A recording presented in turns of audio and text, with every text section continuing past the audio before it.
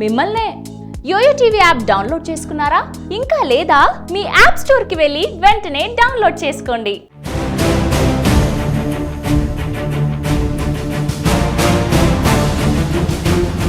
టవర్లు ఎక్కుడనే కాన్సెప్ట్ ఏంటి?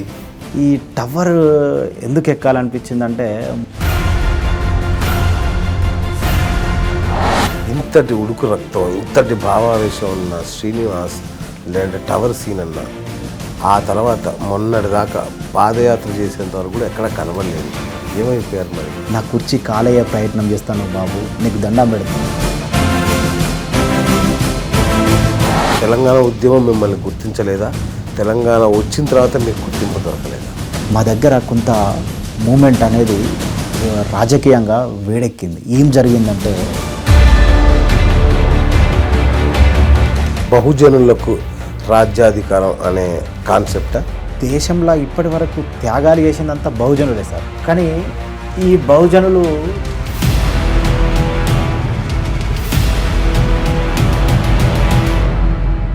మొన్న మీరు జరిపిన పాదయాత్ర సందర్భంగా జ్యోతిరావు పూలే విగ్రహాలని మీరు ఏర్పాటు చేస్తూ వెళ్తుంటే వెనకాల కూలుస్తూ వచ్చారని విన్నాం. చాలా బాగా అనిపించింది.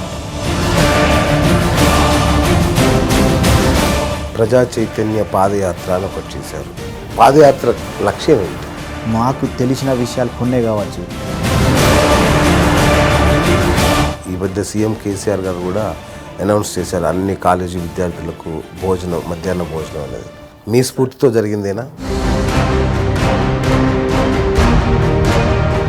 మీ ఎమ్మెల్యే నడిపల్లి దివాకర్ రావు గారు ఉన్నారు.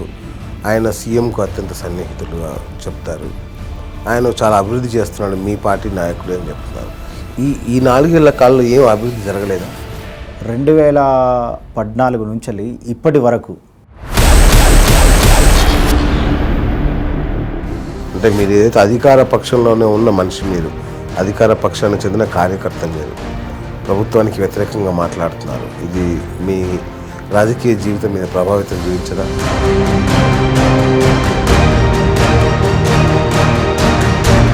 సో అడిక్వేట్ రిప్రజెంటేషన్ కావాలి అంటే మరి మీలాంటి యువకులు చట్టసభల్లోకి ప్రవేశించాలి. మరి ఆలోచన లేదా?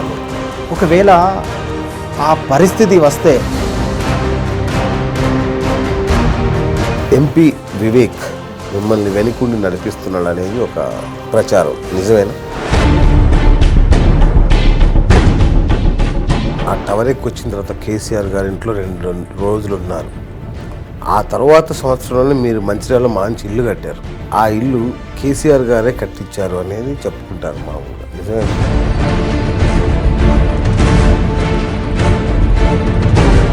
రాజ్యాధికారం దిశగా చైతన్యవంతం చేసే మీ ఏదైతే లక్ష్యం ఉందో అది నెరవేరిందా? పొలిటికల్ ఎప్పుడైతే ఎజెండా ఉంటుందో అలా మేనిఫెస్టో రిలీజ్ అవుతుందో.